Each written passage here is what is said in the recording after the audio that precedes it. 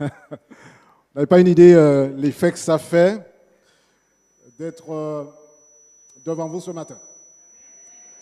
Je n'ai pas eu besoin de mettre le GPS, j'ai trouvé le chemin tout seul. C'est vraiment un privilège immense pour moi de partager avec vous ce sabbat. La dernière fois que j'ai fait ça, je ne me rappelle plus quand. En juin, ça fait 1 an.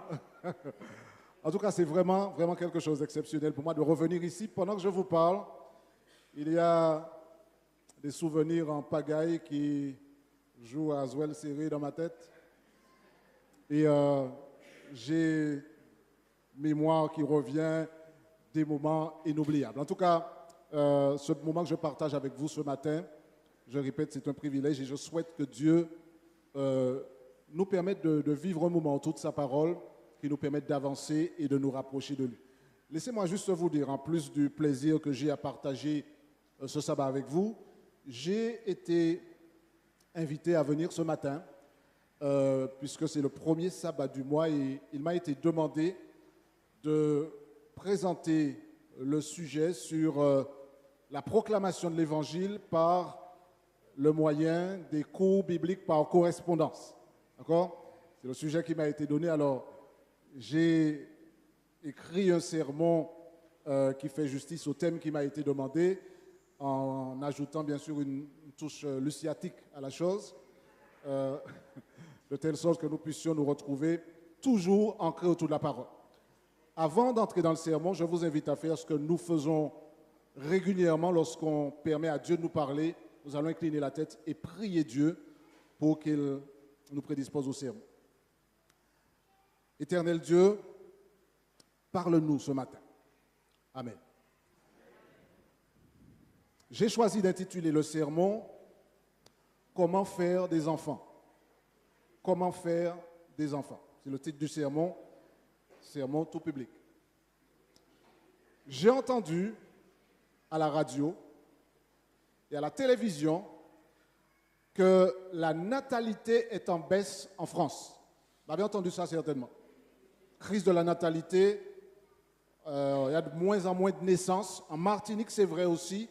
J'ai même vérifié en préparant le sermon, je me suis rendu compte que le taux de mortalité a augmenté en Martinique, mais il y a aussi une combinaison de plusieurs facteurs. Il y a des jeunes qui sont en âge de faire des enfants, mais qui s'en vont pour les études ou pour le travail. Le résultat, c'est qu'il y a moins de naissances. Et le pays s'inquiète parce qu'on se dit, mais qui va payer nos retraites? D'accord? Donc il y a moins de naissances, la natalité est en baisse, crise de la natalité. Et je me suis rendu compte d'une chose, c'est la crise de natalité dont on parle dans la société touche aussi nos églises. Il y a une crise de la natalité dans nos églises, baisse de la fertilité, baisse des naissances, nos églises se vident. Pour tous ceux qui ont les yeux ouverts, d'accord, et qui regardent, nos églises se vident. Et c'est triste à dire, parce que nous sommes appelés à augmenter la famille de Dieu. Et d'ailleurs, dans le pays, on cherche à encourager les naissances, à faire repartir la natalité. Et c'est pourquoi j'ai choisi de parler de ce thème que j'ai intitulé « Comment faire des enfants ». Je vous avoue honnêtement, vu mon âge, pendant des années, j'ai cru que je savais comment on fait ça. Je suis allé à l'école, la vie m'a appris certaines choses et ce n'est qu'après plusieurs années que j'ai buté sur un vieux livre qui expliquait comment effectivement faire des enfants. Vous avez compris que je parle dans le sens spirituel. J'ai lu ce qui est dit. Et à la fin, je suis arrivé à une conclusion. Je me suis dit qu'il n'y a pas de plus belle chose dans la vie que de faire des enfants pour le Seigneur. Plus je lisais le livre et plus je me rendais compte que c'est la plus belle chose qui soit. Et j'ai même découvert une chose que je partage avec vous. Il n'y a pas d'âge pour faire des enfants. On peut faire des enfants, même si on est une femme de 75 ans, on peut faire des enfants. J'ai même découvert que des hommes peuvent faire des enfants. J'ai lu le livre et je me suis rendu compte que même des hommes peuvent faire des enfants. J'ai découvert encore qu'on peut faire des enfants à distance. Extraordinaire. Alors la question c'est comment est-ce qu'on peut réagir face à la baisse de la natalité dans l'Église? comment faire repartir les naissances, comment faire des enfants et continuer à en faire jusqu'au bout. C'est ça le sujet que je veux explorer avec vous ce matin. Laissez-moi partager avec vous ce que j'ai découvert. Premièrement, l'Église n'a pas été instituée pour entretenir les fidèles. Le rôle de l'Église, c'est de servir d'incubateur. Nous sommes là, non pas pour nous entretenir avec des programmes. L'Église, c'est une occasion de nous former, de nous préparer pour que nous puissions faire des enfants. Alors, certains se disent, mais de quoi est-ce qu'il veut parler exactement? Où est-ce qu'il va? On va y arriver. L'Église, c'est un vivier, c'est une sorte de mangrove. C'est là où la reproduction se fait. Nous sommes dans l'Église en train de nous préparer pour faire en sorte que la famille s'agrandisse. Comment faire des enfants? Dans le sens spirituel, bien entendu. Comment augmenter la population de l'Église? Comment faire repartir la natalité? Premier élément, faire des enfants. Alors, on parle bien dans le sens spirituel, hein, vous l'avez compris. Faire des enfants est une expérience surnaturelle. Quand on lit la Bible, il y a un miracle qui saute aux yeux. On n'aura pas le temps de tout dévoiler, mais dans Luc 1, versets 30 à 34, on rappelle un des plus grands miracles qui soit, celui du moins de la naissance de Jésus. Vous vous rappelez comment ça s'est fait? Marie, qui est fiancée à Joseph, se retrouve enceinte. Mais elle est enceinte, non pas parce que le père de l'enfant qu'elle porte, c'est Joseph, mais la Bible dit que le Saint-Esprit va couvrir Marie et qu'elle va se retrouver enceinte. Ça, c'est extraordinaire comme miracle. On a déjà vu dans la Bible l'expérience de Sarah. Vous vous rappelez ce qui s'est passé pour Sarah? Sarah qui se retrouve enceinte à un âge où la ménopause s'est déjà installée. On a l'expérience de Anne, la mère de Samuel, qui ne pouvait pas avoir d'enfant. Et puis finalement, le miracle se produit.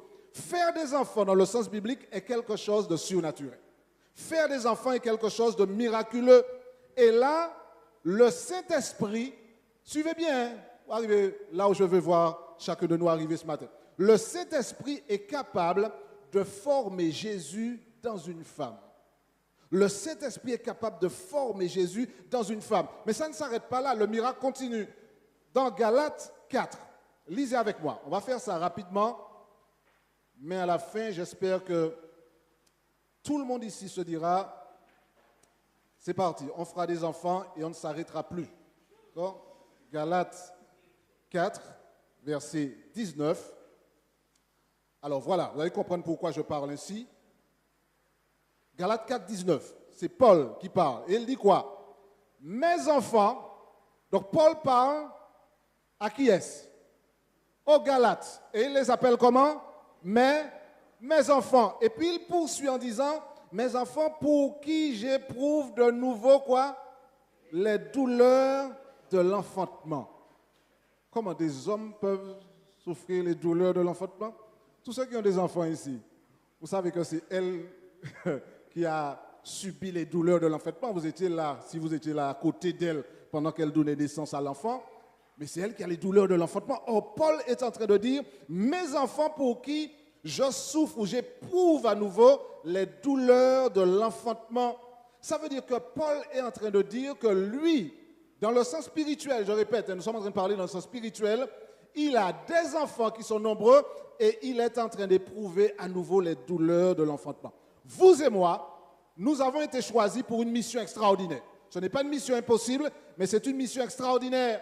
Nous ne sommes pas là par hasard. Vous savez ce qui serait la pire chose qui puisse nous arriver? C'est qu'ici, à Horeb, mais partout ailleurs, d'ailleurs ceux qui nous regardent en ligne, peut-être le réaliseront dans leur communauté aussi. Nous n'avons pas été placés ici par hasard. Si nous sommes là, et j'insiste, si nous sommes là ce matin, c'est parce que d'autres avant nous avaient appris à faire des enfants dans le sens biblique et depuis la famille s'agrandit et elle n'arrête pas de s'agrandir. Si nous sommes là, c'est parce que d'autres avant nous ont fait des enfants. Comment ils l'ont fait? Ils ont fait alliance avec Dieu, c'est le mariage, et ensuite ils ont fait des enfants. Le plan de Dieu, c'était quoi? Adam et Ève, qu'est-ce qu'ils ont reçu comme message? Soyez féconds et multipliez. C'est le projet de Dieu pour sa famille. Alors nous avons reçu un héritage extraordinaire et nous remercions Dieu de ce que nous soyons là parce que les premiers disciples ont eu des enfants par la grâce de Dieu et à travers le ministère du Saint-Esprit. Vous avez compris dès le départ que je suis en train simplement de dire que la mission de l'Église, c'est de faire des enfants. Faire des enfants dans le sens spirituel, c'est-à-dire engendrer d'autres personnes qui, à leur tour, engendreront d'autres individus. Matthieu 28, nous l'avons lu tout à l'heure. Allez, faites de toutes les nations quoi? Des disciples. Ça veut dire que l'objectif de Dieu, c'est que nous puissions nous reproduire à travers des disciples qui vont agrandir la famille de l'Église. Les disciples ont eu beaucoup d'enfants. La preuve, nous en sommes. L'idée, c'est que nous ayons une armée d'héritiers. Nous agrandissons la famille de Dieu par la puissance de l'Esprit. La nouvelle naissance, c'est ça. C'est être capable de faire des enfants dans le sens spirituel, de les amener à la conversion. Paul a parlé de ses enfants, de ses chers petits-enfants. Lisez avec moi dans Philémon. On va lire un texte dans Philémon. Vous savez où ça se trouve, Philémon? Vous savez pourquoi je dis ça?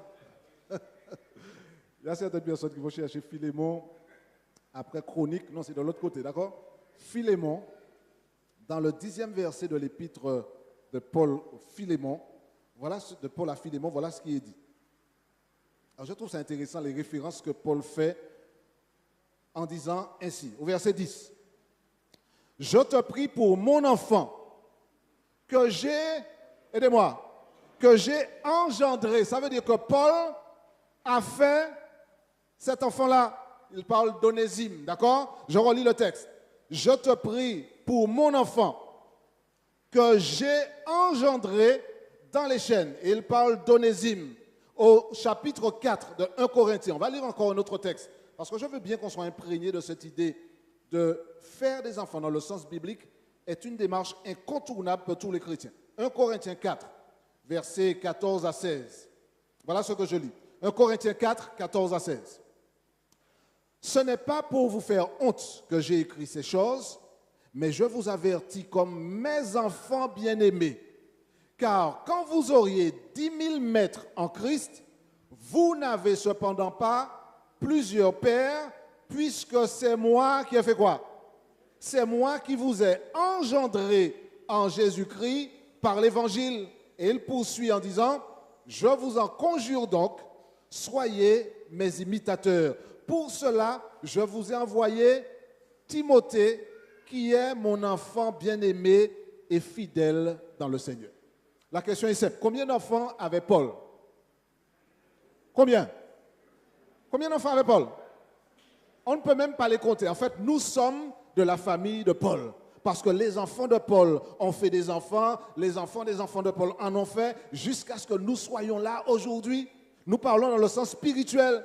Je rappelle que vous et moi, nous sommes appelés à faire des disciples, pas des membres, à faire des disciples, à faire des enfants qui sont à leur tour des disciples qui vont en faire d'autres. Continuer la lignée des disciples, proclamer l'évangile. La mission que nous avons reçue et que nous avons à accomplir est une mission de proclamation et de multiplication. Alors c'est vrai que je ne vais pas m'arrêter uniquement sur l'aspect qui m'a été demandé de traiter, les cours bibliques par correspondance, je vais élargir la chose. Mais la mission pour laquelle nous avons été appelés, c'est une mission qui fait de nous des pères et des mères spirituels. Ça veut dire que je peux faire un enfant dans le sens spirituel en étant âgé, en étant célibataire. Je peux faire des enfants quel que soit l'endroit où je suis, quel que soit mon statut, parce que l'idée, c'est simplement de permettre au Saint-Esprit de m'investir et de m'amener à toucher le cœur d'un autre pour que cette personne devienne disciple de Jésus. C'est ça le miracle de la conversion. Alors la question, c'est où sont vos enfants? Où sont nos enfants? Où sont-ils? Paul avait Onésime, il avait Timothée. En fait, ce que je suis en train de dire simplement ce matin, c'est que l'église d'Horeb, pas seulement l'église d'Horeb, l'église dans le sens général, l'église devrait être une maternité où on entend tout le temps les cris des enfants, des nourrissons qui réclament le lait spirituel. C'est ça la réalité de l'église. L'église, ce n'est pas un endroit où on se rassemble pour faire des programmes. L'église, ce n'est pas un endroit où on vient parce que finalement, une fois par semaine, on a tellement l'habitude de venir que nos pieds nous conduisent là automatiquement. L'église, c'est un véritable incubateur. C'est un endroit où on entend le cri des enfants que nous avons baptisés, qui sont venus à Jésus. Nous sommes dans le domaine des naissances. La vision de l'église, qui consiste à nous voir comme un bâtiment, un lieu de culte, où on se réunit pour chanter, faire des programmes et puis nous entretenir les uns les autres, est à des années-lumière de ce que la Bible présente comme étant l'Église. Je nous invite, vous et moi, à revisiter le concept d'église. L'église, c'est une maternité. L'église, c'est un endroit où on se forme pour pouvoir multiplier, pour pouvoir se reproduire dans le sens spirituel. Alors, on le fait par exemple à travers l'école du sabbat. Comme son nom l'indique, l'école du sabbat est une école. D'accord? École du sabbat. Ce n'est pas simplement un rassemblement pour des gens qui attendent le culte. L'école du sabbat, ce n'est pas un moment ennuyeux qu'il faut éviter, un moment réservé aux vieux. L'école du sabbat, par exemple, c'est une formidable opportunité d'apprendre. On apprend chaque jour. La Bible est un extraordinaire livre qui contient des richesses exceptionnelles. Est-ce que je prends le temps d'étudier la Bible? L'école du sabbat, c'est un incubateur. On est à la fois dans une couveuse, dans une maternelle, dans une école où on apprend, on découvre et on se délecte de la parole de Dieu. L'Église, c'est ça. Et l'école du sabbat, c'est une occasion pour nous de vivre cela. On est amoureux de la parole de Dieu. On passe du temps à l'étudier. On ne peut pas faire des enfants dans le sens spirituel si on n'a pas de quoi partager, si on n'a pas reçu d'abord ce que l'on veut partager avec les autres. Alors ça amène une question. Combien de temps je passe à étudier la Bible? Question simple, ne me répondez pas, mais chacun répond pour lui-même. Combien de temps je passe à étudier la Bible? Combien de temps je passe à plonger dans le texte? Qu'est-ce qui fait concurrence à la parole de Dieu?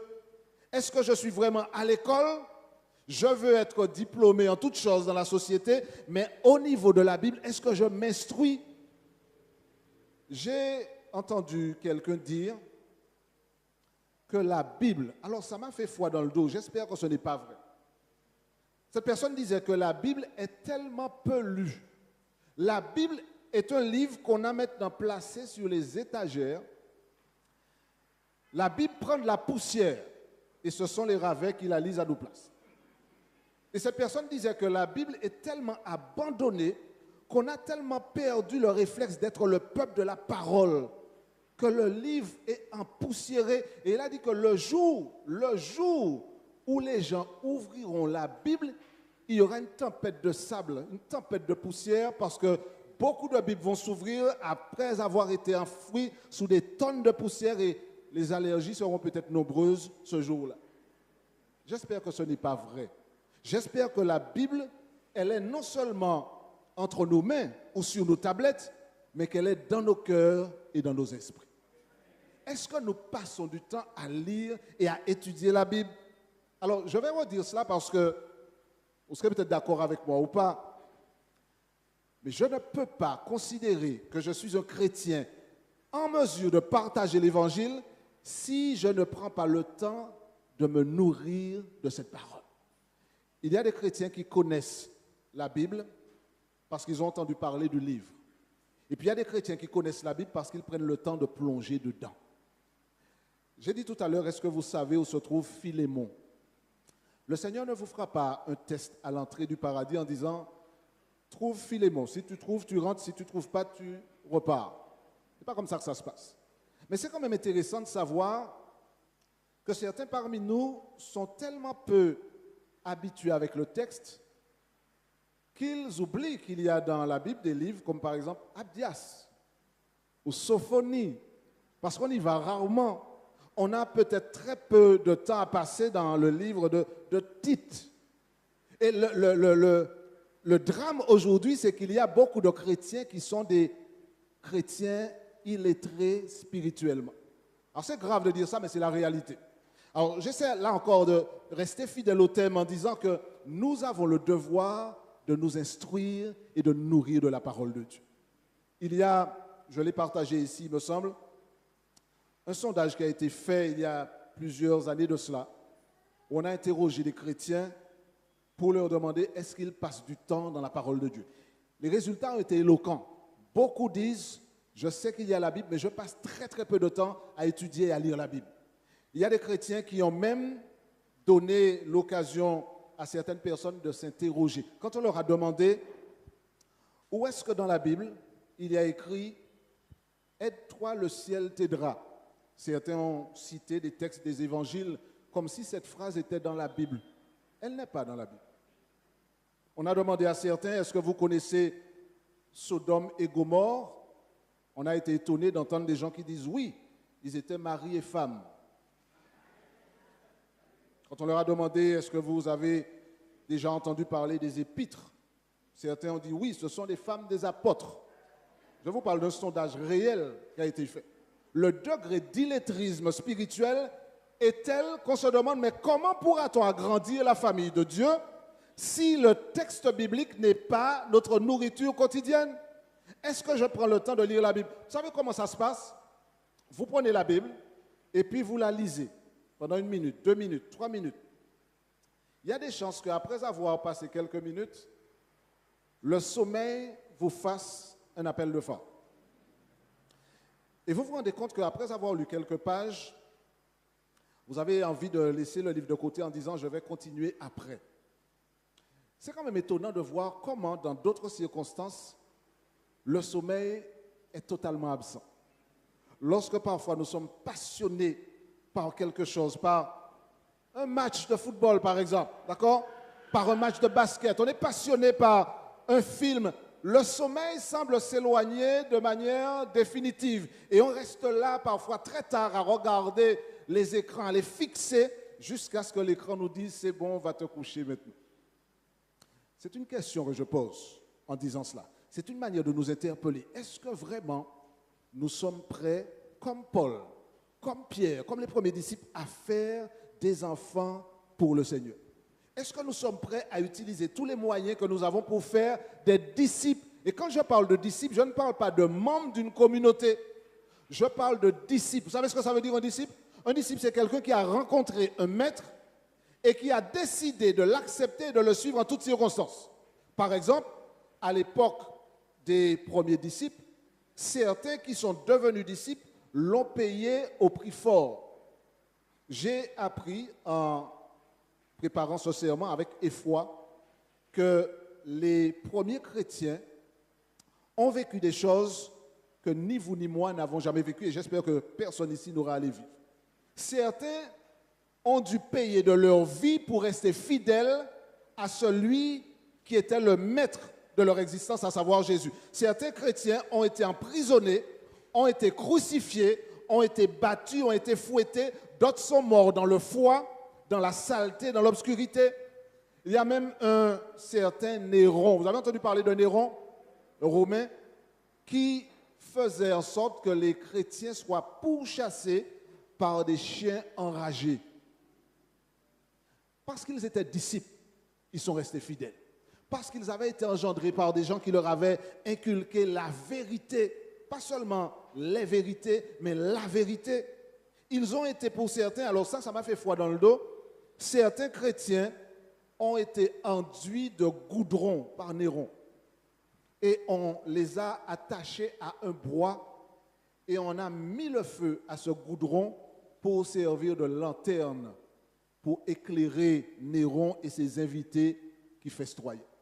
Voyez jusqu'où le diable peut pousser un homme à aller lorsqu'il veut se battre contre la famille de Dieu. Mais ce matin, je déclare, quel que soit ce qui s'est passé dans l'histoire, quel que soit ce qui se passera maintenant, la famille de Dieu continuera de s'agrandir jusqu'au retour de Jésus. Parce qu'il y a des disciples, comme les premiers disciples, qui continuent de faire des enfants, comme Paul, c'est-à-dire de partager l'évangile, de communiquer la bonne nouvelle du salut, de rencontrer quelqu'un et puis de leur dire, voilà ce que Jésus a fait pour moi, voilà ce qu'il peut faire pour toi. J'ai eu l'occasion de rencontrer certaines personnes qui m'ont raconté comment elles ont découvert Jésus. Et je me suis rendu compte que beaucoup de personnes ont découvert Jésus parce que quelqu'un d'autre les a pris par la main, les a amenés à étudier la Bible en particulier, à étudier la Bible à travers des cours par correspondance ou à venir assister à des rencontres où l'évangile était proclamé. Il y a toujours eu quelqu'un qui a été un intermédiaire, quelqu'un que Dieu a utilisé pour amener ces personnes à faire l'expérience de la connaissance de Jésus. Et je me suis posé la question, est-ce que nous sommes conscients de ce que ça veut dire? Est-ce que vous et moi, nous sommes conscients que proclamer l'évangile m'implique moi en tant qu'individu. Je ne suis pas un chrétien pour venir remplir les bancs d'église. Je suis choisi par Dieu pour faire partie d'une communauté parce que mon rôle, c'est de partager, de proclamer, de faire en sorte que d'autres apprennent qui est Jésus, découvrent le plan du salut et acceptent Jésus comme sauveur personnel. Il y a des personnes que vous allez peut-être rayer de la carte en disant jamais ces personnes-là n'accepteront Jésus. Je fais partie de ceux qui croient qu'il faut semer et que c'est Dieu qui fait croître. Je sème et puis on verra. J'ai eu l'occasion de prier dans des bureaux pour des maires de communes. J'ai eu l'occasion de prier pour des SDF. C'est une semence. Je ne sais pas ce que ça va donner. Peut-être que dans le royaume, on sera étonné de voir quelqu'un qu'on n'aurait jamais imaginé être là et qui sera peut-être celui qui nous dira « Viens avec moi dans le royaume ». Il y a des personnes qui ont besoin de Jésus, frères et sœurs. Il y a des personnes autour de nous qui ont besoin simplement que quelqu'un leur dise « Tiens, il y a un cours biblique par correspondance. Tu pourras découvrir à ton propre rythme qui est Jésus. Tu peux le faire en ligne, tu peux le faire en version classique, tu peux le faire à travers les réseaux sociaux. Tous les moyens sont bons pour proclamer l'évangile de Jésus, frères et sœurs. Est-ce que moi, je me considère comme un militant pour Jésus? Est-ce que je me considère comme quelqu'un qui a comme mandat de faire des enfants pour Jésus? Comme Paul, d'être dans les douleurs de l'enfantement. Comme Paul, d'engendrer d'autres disciples qui, à leur tour, feront des disciples. Mais je ne peux pas dire cela sans rappeler que vous et moi avons un rôle à jouer, non seulement dans la proclamation, mais dans le fait de garder ces disciples-là jusqu'à ce qu'ils arrivent à maturité. On ne fait pas des enfants pour les abandonner sur le bord de la route. On fait des enfants et on les accompagne pour qu'ils grandissent et deviennent à leur tour des disciples audacieux. Laissez-moi vous dire la vérité. Il y a beaucoup de personnes qui n'accepteront pas de devenir des disciples parce qu'ils se disent que ceux qui se disent disciples ne vivent pas conformément au message qu'eux-mêmes proclament. Vous savez qu'il y a deux raisons qui font que les gens ne sont pas des chrétiens? Laissez-moi voir si vous les devinez. J'ai découvert cela, enfin, il y a plusieurs raisons, mais il y a deux raisons qui ont été données et que je trouve extraordinaires, qui font que des gens refusent de devenir chrétiens. La première raison, pourquoi les gens refusent de devenir chrétiens, la première raison, c'est qu'ils n'ont jamais rencontré de chrétiens. Jamais rencontré de chrétiens, ils ne savent pas et ils ne peuvent pas devenir chrétiens n'ayant jamais rencontré de chrétiens. C'est la deuxième raison qui m'a déstabilisé. Première raison, les gens n'ont jamais rencontré un chrétien. Deuxième raison, c'est parce qu'ils ont rencontré un chrétien. À méditer. Pourquoi est-ce que je ne deviens pas un chrétien? Peut-être parce que ceux qui se prétendent être les ambassadeurs du Christ vivent comme s'ils ne l'avaient jamais rencontré et comme s'ils ne l'ont jamais connu. La question c'est, est-ce que moi, en tant que disciple de Jésus, aujourd'hui, en 2026, au 21e siècle, est-ce que je suis conscient que ce que je dis doit être appuyé par ce que je vis? Vous comprenez pourquoi, frères et sœurs, je ne peux pas être un disciple qui fait des enfants pour Jésus en étant dans une démarche contraire à ce que Christ voudrait voir comme témoignage produit chez moi et chez tous ceux qui se réclament de ses enfants. J'ai eu l'occasion de faire une expérience que je n'oublierai jamais, où quelqu'un m'a dit, avant que tu viennes partager avec moi ce que tu as, va voir tes frères et tes sœurs et partage avec eux d'abord et ensuite reviens me voir. J'étais tétanisé quand j'ai entendu ça. J'étais tétanisé. Je me suis dit, non seulement c'est dur à entendre, mais la personne n'a pas forcément tort. Alors bien entendu, cette personne devra répondre devant Dieu, parce que le fait de dire ça ne l'exonère pas de sa propre responsabilité. Mais le fait de dire ça est quand même quelque chose qui m'interpelle. Est-ce que la manière dont je vis chez moi, au travail, dans le voisinage, est-ce que ce n'est pas un démenti de ce qui est écrit dans la parole? Je ne peux pas dire que je connais Jésus et puis finalement que je suis celui qui triche au travail. Je ne peux pas être que je connais Jésus, dire que je connais Jésus, que je vais proclamer l'évangile et que je suis celui qui encourage les autres à faire ce qui n'est pas bien. La question ce matin est de savoir est-ce que j'utilise les moyens que j'ai, l'école du sabbat, les cours bibliques par correspondance, les réseaux sociaux, le temps que je passe à envoyer des messages, est-ce que dans mes messages, il y a quelque chose qui va donner à quelqu'un qui ne connaît pas encore Jésus l'occasion de l'accepter comme sauveur personnel? Est-ce que 100% de mes partages ont à voir avec des choses peut-être légitimes, mais qui ne sont pas fondamentales? Quelle place a le message de l'Évangile dans la communication numérique que je fais aujourd'hui en 2026? La question est d'actualité. Parce que je le répète, aujourd'hui, on ne va pas forcément faire comme on faisait il y a 20 ans. À une certaine époque, on pouvait aller frapper aux portes très facilement. Aujourd'hui, ça devient de plus en plus difficile. Mais il faut des hommes et des femmes courageux qui n'ont pas peur et qui vont de l'avant, quand bien même les circonstances sont défavorables. Vous savez ce que c'est que d'aller frapper à une porte et puis de n'avoir même pas le temps de finir de dire bonjour, que le vent de la porte qui claque vous fait reculer? Vous savez ce que c'est lorsque vous voulez prêcher l'évangile et que vous êtes accueillis par des chiens et que ceux qui vous voient de loin ne veulent même pas entendre ce que vous avez à dire? Vous savez ce que c'est que de proclamer l'évangile lorsque tout le monde fait le contraire et que vous êtes le seul à vous mettre debout et à dire voilà le chemin que Dieu voudrait nous voir suivre? Aujourd'hui, il y a des personnes qui veulent accepter Jésus.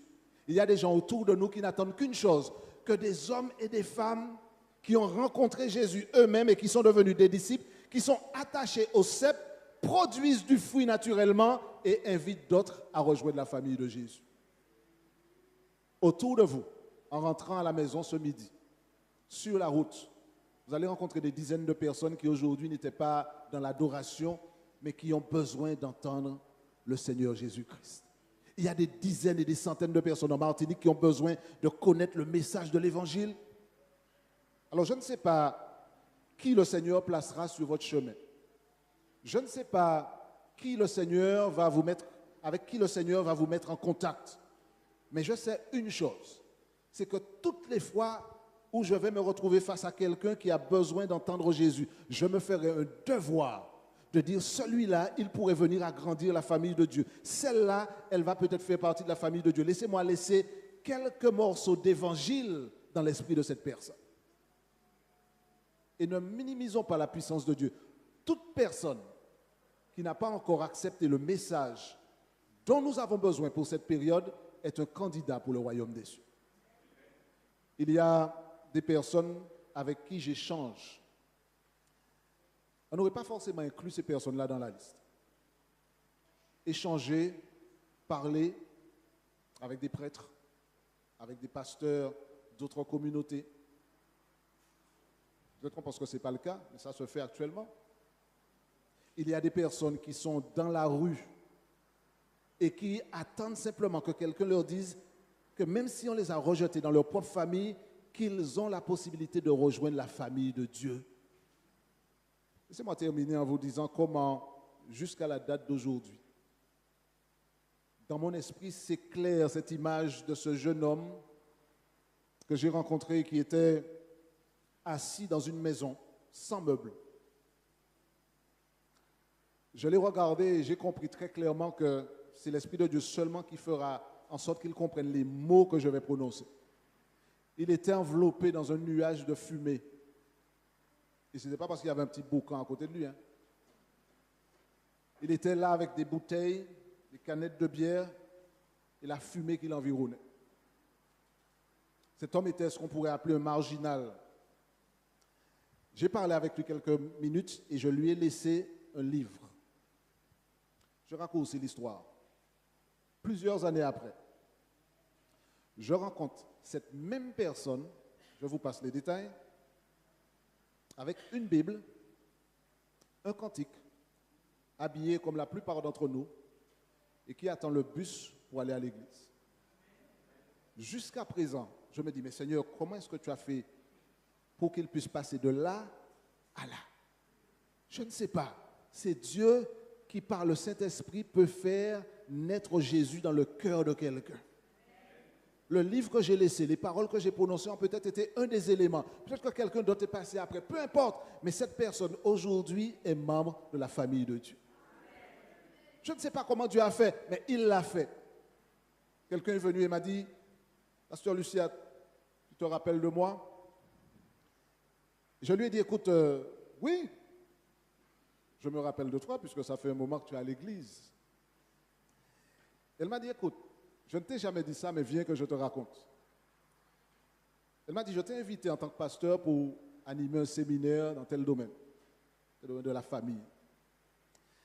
Elle m'a dit, il y a une quarantaine d'années, un peu plus, vous habitiez derrière chez nous. Je dis, oui, je me rappelle très bien de ça, j'étais gamin. Elle me dit, tu sais, à l'époque, nous n'étions pas adventistes. Mais il y a une chose qui nous a toujours marqué, c'est que chaque vendredi soir, on entendait de la musique qui venait de chez vous. Et on se mettait à la fenêtre pour écouter ces chants-là que vous chantiez. Et quand elle me dit ça, je me dis, mais oui, dis-moi plus. Et elle me dit, nous n'étions pas adventistes à l'époque. Mais ces chants-là nous interpellaient. Chaque vendredi, nous venions à la fenêtre pour écouter les chants. Et nous nous sommes dit, quelque part, il y a quelque chose dans ces chants-là qui nous attire. Et nous avons voulu en savoir plus. Je vais vous raconter l'histoire. De fil en aiguille, ils sont passés de « on veut écouter les chants ». Ils sont venus chez nous et ils nous ont posé des questions. Résultat des courses, je raconte vraiment l'histoire qui est longue. Ils se retrouvent à l'église, ils entendent le message, ils acceptent Jésus comme sauveur personnel et aujourd'hui, toute la famille est adventiste du 7e jour. Faire des enfants pour Christ, c'est laisser le Saint-Esprit vous utiliser d'une manière ou d'une autre pour agrandir la famille de Dieu et faire en sorte que des hommes et des femmes rencontrent Jésus, l'acceptent et se préparent pour vivre l'éternité avec lui. Il y a autour de nous des personnes, peut-être qui derrière chez vous vont écouter, j'espère qu'ils entendront des cantiques, des louanges, plutôt que des querelles et des cancans. J'espère que quand ils vous verront vivre et verront voir comment vous travaillez, comment vous fonctionnez au travail ou ailleurs, ils se diront, mais il y a quelque chose là, cette famille-là, je veux en faire partie. J'ai choisi de faire partie de la famille de Dieu. Et le Seigneur nous a donné comme mandat, tous ceux qui font partie de la famille, allez, faites de toutes les nations des disciples. Je demande au Seigneur une seule chose. Seigneur, permets que rien ni personne ne m'empêche de continuer la mission par des cours bibliques par correspondance, par des cours bibliques sur Internet, par les réseaux sociaux, par l'école du sabbat, d'une manière ou d'une autre, je veux être un faiseur de disciples pour Jésus. Je voudrais que la famille du Seigneur s'agrandisse. Et par la grâce de Dieu, comme Paul, je voudrais avoir aussi des enfants dans le sens spirituel. Je voudrais amener des gens, des hommes, des femmes, des jeunes aux pieds de Jésus pour qu'ils fassent partie de sa famille. Je demande au Seigneur ça pour moi. Et je voudrais prier pour tous ceux qui veulent se joindre à moi et dire aussi, Seigneur, moi aussi, je voudrais dans ce sabbat spécial qui est réservé à la proclamation par les cours bibliques, je voudrais, Seigneur, que tu m'utilises d'une manière ou d'une autre pour être un canal par lequel d'autres personnes acceptent le message de l'Évangile. Est-ce qu'il y a une personne qui veut se joindre à moi? Je ferai la prière pour moi, que Dieu continue de m'utiliser. Mais s'il y a des personnes qui veulent dire, moi aussi, je veux être un faiseur de disciples. Je veux faire des enfants pour Jésus dans le sens spirituel. Je veux contribuer à l'augmentation de la population de la famille de Dieu parce que le mandat que j'ai reçu, c'est d'aller et de faire des disciples. Est-ce qu'il y a une personne qui veut se joindre à moi pour cette prière-là? Je vous invite à vous mettre debout. Nous sommes en train de terminer. Et je voudrais terminer par une prière. Prière spéciale pour demander à Dieu de faire en sorte que vous et moi, nous ne soyons pas juste des figurants, mais que nous soyons des acteurs. Que nous soyons non pas de ceux qui disent « je fais partie de la famille et c'est bon », mais que nous soyons de ceux qui disent « je fais partie de la famille, mais je veux qu'elle s'agrandisse au nom de Jésus ». Si vous vous reconnaissez dans cet appel, et si vous voulez vous soumettre au Seigneur et dire « Seigneur, maintenant, je ferai des enfants, je passerai ma vie à faire des enfants pour toi, à proclamer, à partager, à inviter d'autres personnes à te rencontrer, à laisser le Saint-Esprit former Jésus en toi ». Si je veux m'inscrire dans cette dynamique, je vous invite à incliner la tête là où vous êtes et nous demanderons à Dieu d'accomplir ce miracle en vous. Prions. Éternel, notre Dieu, notre Père, nous voulons te dire merci. Puisque dans ton amour infini, tu nous as choisis. Pas parce que nous étions meilleurs que quiconque, mais tu nous as choisis pour nous donner l'immense privilège de faire des enfants de manière miraculeuse. Tu nous as donné, Seigneur, la possibilité, par ta grâce et par le truchement du Saint-Esprit, de voir ta famille s'agrandir en étant des témoins pour Jésus, en proclamant l'Évangile, en vivant l'Évangile, en utilisant les ressources que nous avons, l'école du sabbat, la prédication de la parole, les réseaux sociaux, les cours bibliques par correspondance, par Internet, d'une manière ou d'une autre. Seigneur, utilise-nous et que d'autres personnes arrivent à la connaissance de l'Évangile et prennent la décision de faire partie de ta famille. Alors ce matin, visite-nous et que ton esprit nous dirige et que ton Église croisse et que tous ceux qui sont ici, Seigneur, deviennent des faiseurs de disciples et qu'à travers tout ton nom soit glorifié. Nous te le demandons au nom de Jésus et pour ta gloire. Amen.